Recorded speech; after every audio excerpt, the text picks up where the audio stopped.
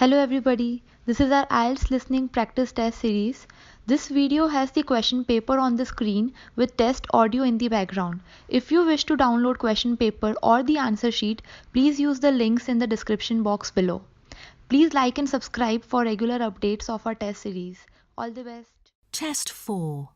You will hear a number of different recordings and you will have to answer questions on what you hear. There will be time for you to read the instructions and questions and you will have a chance to check your work. All the recordings will be played once only.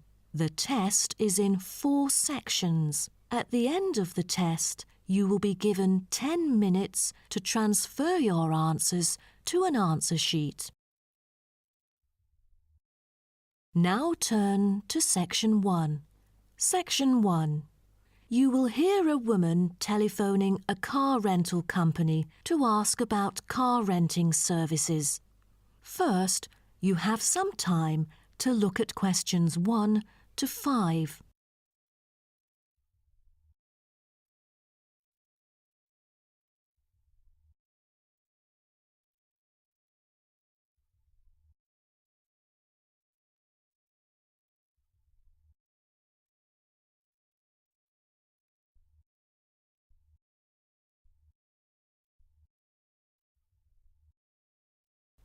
You will see that there is an example which has been done for you. On this occasion only, the conversation relating to this will be played first. Hello, First Choice Car Rental. How may I help you? Oh, good morning. I'm calling for some information about your car renting services. I'm an American and I will be going on a family holiday to your city from Ohio next month. The woman says that she is an American, so American has been written in the space. Now we shall begin. You should answer the questions as you listen, because you will not hear the recording a second time. Listen carefully and answer questions 1 to 5. Hello, First Choice Car Rental. How may I help you? Oh, good morning. I'm calling for some information about your car renting services. I'm an American and I will be going on a family holiday to your city from Ohio next month. Okay, no problem. It's our pleasure to serve you. Could you please tell me your name and contact information first? I'm Caroline. That's Caroline.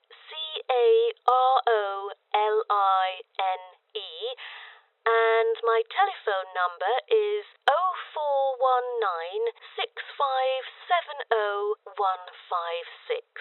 0419-6570-156. Okay, I've got that. And how can I send you our quotation? If you are satisfied with our arrangement, is email all right, or should I send it by post? The latter, please. I'm afraid I'd prefer to read it on paper. That's no problem. I'm considering renting a caravan for a week, but I don't really know the price range for it, since I haven't rented any car through that method before. I think it should be within my budget of $50.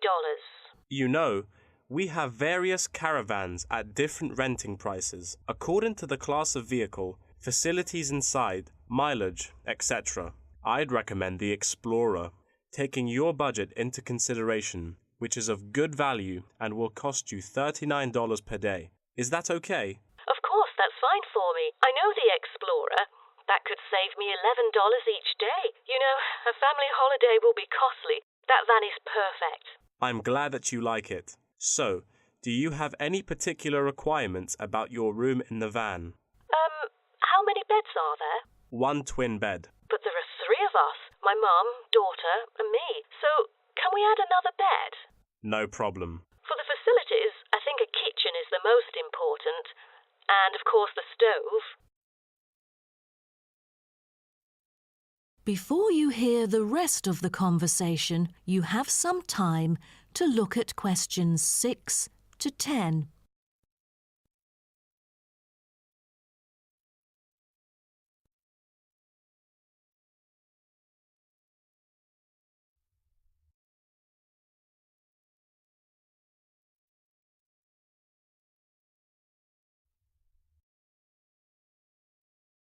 Now listen and answer questions 6 to 10. In our vans, such as Explorer, there are all the basic bedding materials you need, like pillows and blankets, as well as some equipment for daily life. And many things can be added into your room according to your needs, such as a coffee maker. Well, I need to have a heater in case it'll be cold at night, and a microwave, of course. All right, I've taken notes of all these things. Actually, all our vans should be taken from our company, which is not too far from the city centre, so we can pick you up from the centre for free. Is that okay? Oh, I'm afraid we'd better be picked up from the airport, as we are foreigners in your country and not familiar with the transport system. Is that all right? Yes, it is no problem. With that comes the information for the insurance. I need the driver's name and age. That is my daughter, Chris, who is 19, the youngest driver amongst us three. I'm sorry, but our company only accepts caravan drivers aged 25 or over, according to our regulations. So... Well, that would be me, Caroline, and I'm 49 years old. And where was your driving license issued? I mean the country. I've got a license in America, but I've also got one in Australia, which is still valid. Is it better for me to register the local one from your country? Yes, that might be better. So your registration number is... That is the end of section 1. You now have half a minute to check your answers.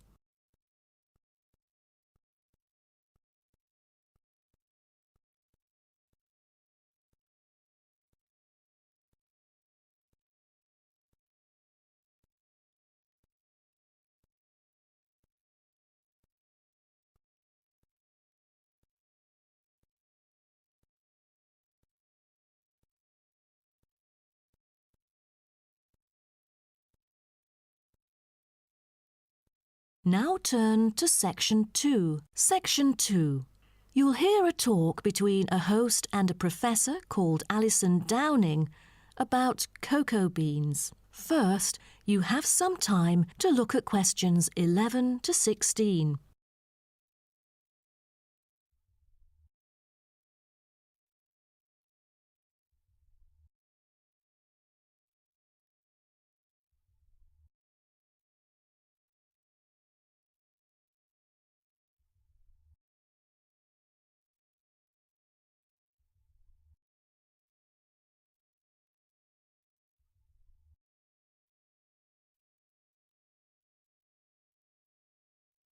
Now listen carefully and answer questions 11 to 16.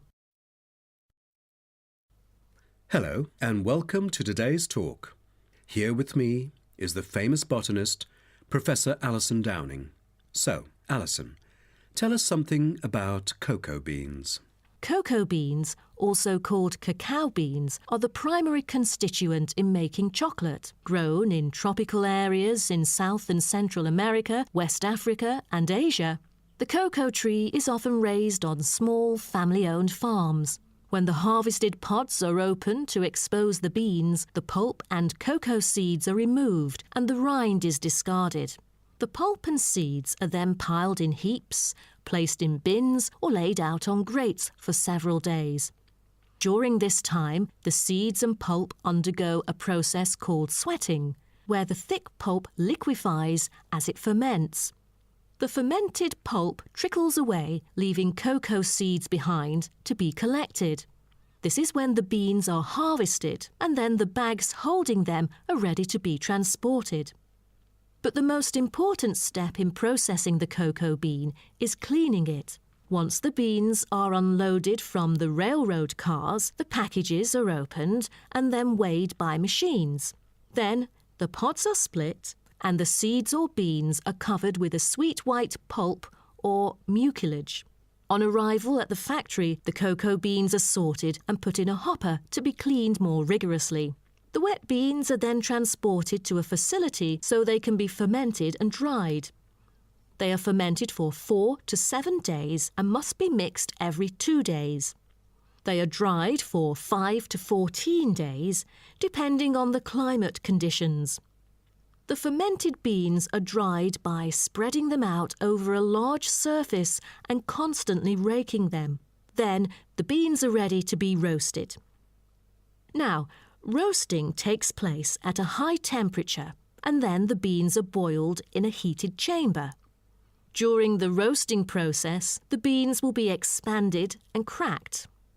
But prior to this, the beans are trodden and shuffled about using bare human feet.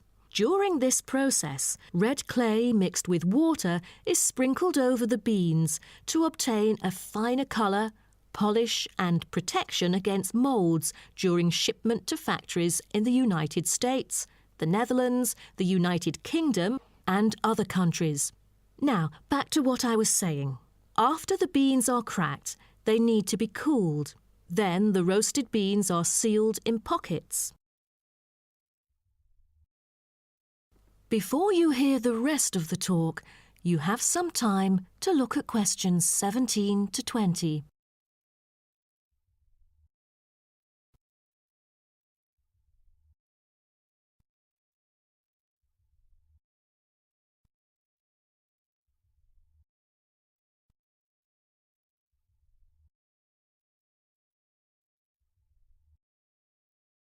Now listen and answer questions 17 to 20. Wow, that is not a simple process, is it? But someone told me that different roasting levels of coffee can lead to different kinds of flavours.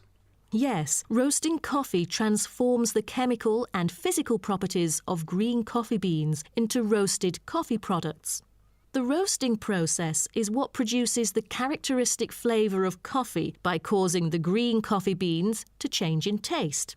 Unroasted beans contain similar, if not higher levels of acids, protein, sugars and caffeine as those that have been roasted, but lack the taste of roasted coffee beans due to the Maillard and other chemical reactions that occur during roasting. The vast majority of coffee is roasted commercially on a large scale, but small-scale commercial roasting has grown significantly with the trend toward single-origin coffees served at specialty shops. Some coffee drinkers even roast coffee at home as a hobby in order to both experiment with the flavour profile of the beans and ensure the freshest possible roast. So here, I'm going to introduce some of these roasted coffee beans and their special flavours. Now, the first crack is lighter bodied and has a higher acidity level with no obvious roast flavour and is popular for its special mild taste. This level of roast is ideal for tasting the full original character of the coffee. The green beans are raw, unroasted coffee beans. They are strictly hard beans with a smoky flavour and are slightly acidic. We've also got French roast, and the flavour that comes across in French roast coffee usually has more to do with the roasting process than the actual quality of the beans. By the time the beans are dark enough to qualify as French, most of their original flavour has dissipated. In its place come the flavours of caramelising sugar, bittersweet coffee, and often a bit of chocolate. And finally, espresso smoky. That is, coffee brewed by forcing a small amount of nearly boiling water under pressure through finely ground coffee beans. Espresso is generally thicker than coffee brewed through other methods, has a higher concentration of suspended and dissolved solids, and has creamer on top. As a result of the pressurised brewing process, the flavours and chemicals in a typical cup of espresso are very concentrated. Espresso is also the base for other drinks, such as cafe latte, cappuccino, cafe macchiato, cafe mocha, flat white or cafe americano. That is the end of section 2. You now have half a minute to check your answers.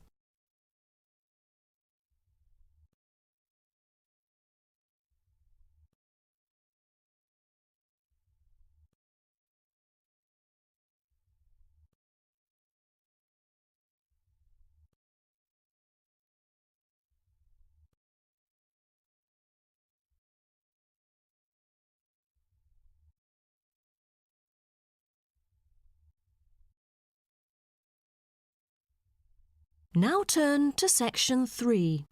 Section 3. You will hear two students talking about the moa with the lecturer. First, you have some time to look at questions 21 to 26.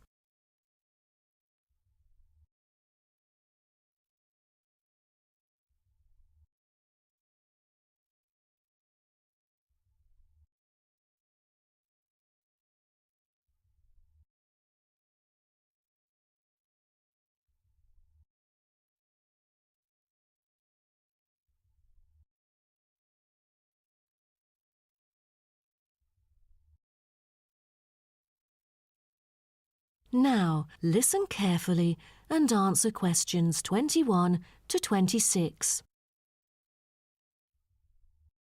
Thank you all for coming here today to hear about the moa, a kind of animal which has been extinct for a long time. Well, first of all, we look at what the moa are. The moa are 9 species of flightless birds endemic to New Zealand. They were the dominant herbivores in New Zealand's forest, shrubland and subalpine ecosystems for thousands of years. But around 500 years ago, they all went extinct. When I mention extinct animals during ancient times, you may immediately think of dinosaurs, which disappeared around 66 million years ago. Fossils of dinosaurs, which we use to study, are large in number, but not many of those of moa remain, though both animals appeal to people today. So, the moas sound more mysterious now. But sir, I've got a question about these flightless birds. How can we distinguish them from other birds? That's a good question. Birds are commonly characterized by being warm-blooded, having feathers and wings, usually capable of flight, and laying eggs, while the flightless moa, until their extinction, were the largest birds in the world. Their heads are relatively small in relation to their bodies, and they are the only wingless birds lacking even the vestigial wings and substantial tailbones in their family. That's impressive, but were they born to be like that? I mean, when they were chicks. Yes, absolutely. So let's move on to the chicks. The eggs of moa were laid in nests and incubated for about 2 months. The chicks would be well developed upon hatching, and probably would be able to leave the nests to feed on their own almost immediately.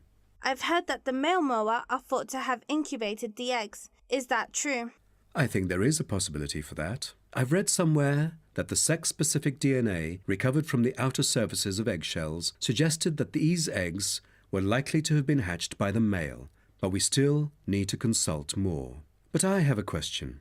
There has been some occasional speculation that the moa were still alive, because someone said they had caught sight of them in New Zealand in the late 19th century or even the 20th. Do you think it's possible?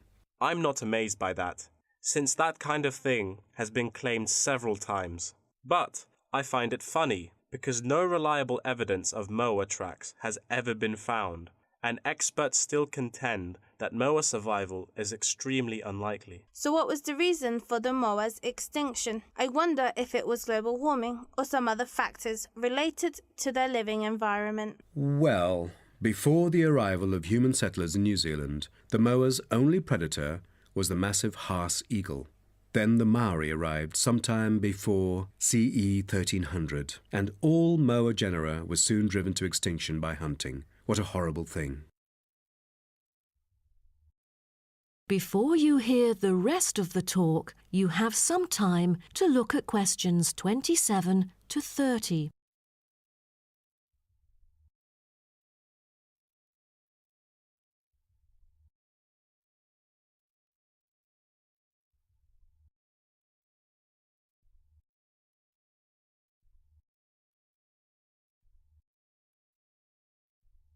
Now, listen and answer questions 27 to 30. All right, now let's look at the features of some species of moa. The South Island giant moa may have been the tallest birds ever known, and the second tallest of the 9 moa species is the North Island giant moa, with the females being markedly larger than males, both in weight and height. And I've heard that the smallest of the moa birds are the coastal moa. Is that right? Yes, you were right. And have you heard about any other kind of moa before? I know the crested moa. the eggs they laid may be larger than others. As they mainly lived in the remote interior of the southern island, their fossils are rare or absent in archaeological sites, and no egg remains have yet been identified. Are there any species of moa that have got more fossils? Yes, of course. A considerable amount of remains of the stout-legged moa exist, due to the well-preserved properties of their habitat. Their skulls reveal relatively bad vision, a good sense of smell, and a very short bill. Then there is the eastern moa. They were remarkable in having very long and narrow windpipes, which probably enabled them to make louder, more resonant calls than those of other moa, and had the greatest vocal abilities, so they could communicate when they could not see each other in the forest or at night. They used a range of senses, apart from sound, in their search for food, such as their sense of smell and vision. That is the end of section 3. You now have half a minute to check your answers.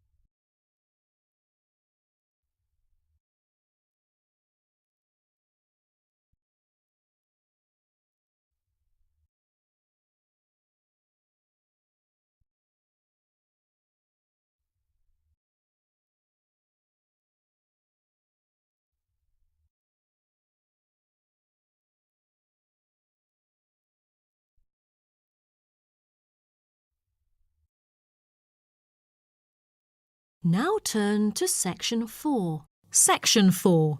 You will hear part of a lecture about time measurement. First, you have some time to look at questions 31 to 40.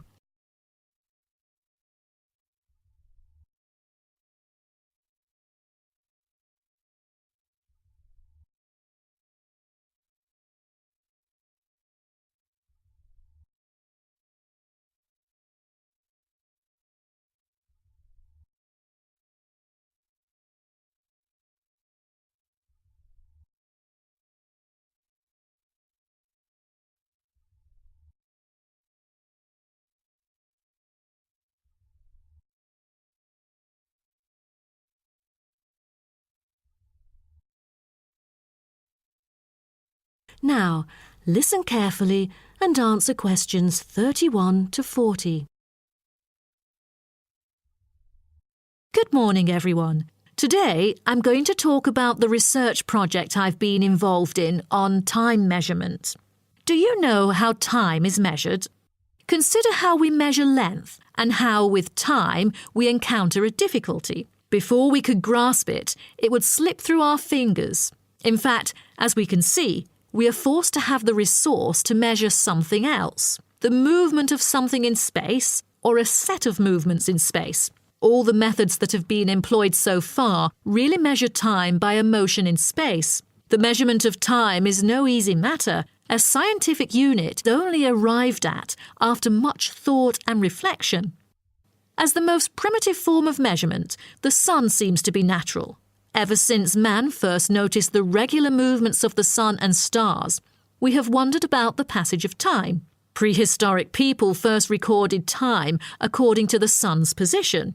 To start off, let us take noon, which is when the sun is on the meridian at the highest point of its course across the heavens, and when it casts the shortest shadow. But this measurement, which was regarded as a major one in ancient times, was less important than the natural events that occurred. The earliest natural events that had been recognised were in the heavens, but during the course of the year, there were many other events that indicated significant changes in the environment. Seasonal winds and rains, the flooding of rivers, the flowering of trees and plants, and the breeding cycles or migration of animals all led to natural divisions of the year, and the further observation and local customs led to the recognition of the seasons. Years later, precise measurements were invented because the passage of time was extremely important for astronomers and priests who were responsible for determining the exact hour for daily rituals and for important religious festivals. Apart from the connection with religion, accurate time measurement was also related to the government, since they divided the day or the night into different periods in order to regulate work and various events. For thousands of years, devices had been used to measure and keep track of time. The current sexagesimal system of time measurement dates back to approximately 2000 BCE from the Sumerians. It was found that the earliest ancient timekeepers were mainly invented and used in Mesopotamia, where the water clock was introduced from, as well as in North Africa, especially in the area of ancient Egypt.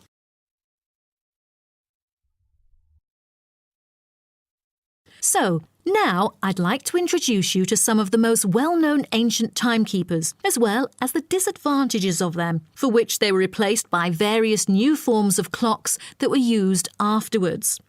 A sundial is a device that tells the time of day by the apparent positioning of the sun in the sky. In the narrowest sense of the word, it consists of a flat plate and a gnomon which casts a shadow onto the dial. As the sun appears to move across the sky, the shadow aligns with different hour lines which are marked on the dial to indicate the time of day.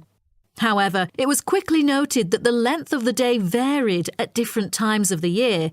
Therefore, there could have been a difference between clock time and sundial time. In addition, the sundial was of no use at night, so a water clock was invented.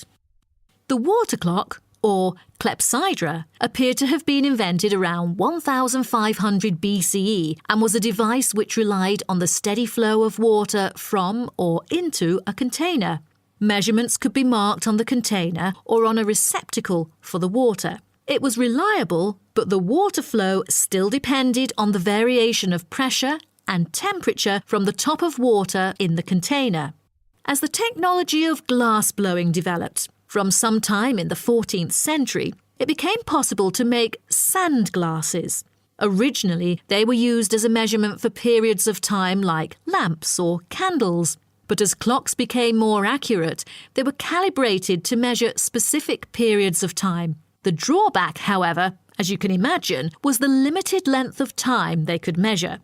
The last timekeeper to be introduced is the fire candle clock. Candle clocks took advantage of a simple concept, the slow and consistent nature of a burning wax candle. By utilising this process, our ancestors were able to keep steady track of the time. The clocks were created by engraving the length of the candle with evenly spaced markings. Each marking represented a single unit of time, and as the wax burned down, each hour would disappear. However, the drafts and the variable quality of the wax mainly influenced the time of burning. Like oil lamps, candles were used to mark the passage of time from one event to another rather than tell the time of day. That is the end of section 4. You now have half a minute to check your answers.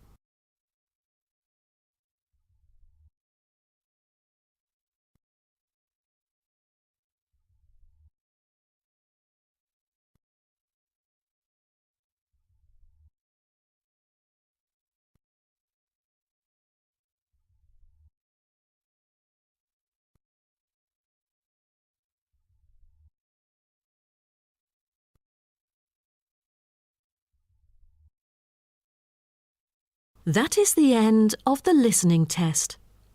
In the IELTS test, you will now have 10 minutes to transfer your answers to an answer sheet.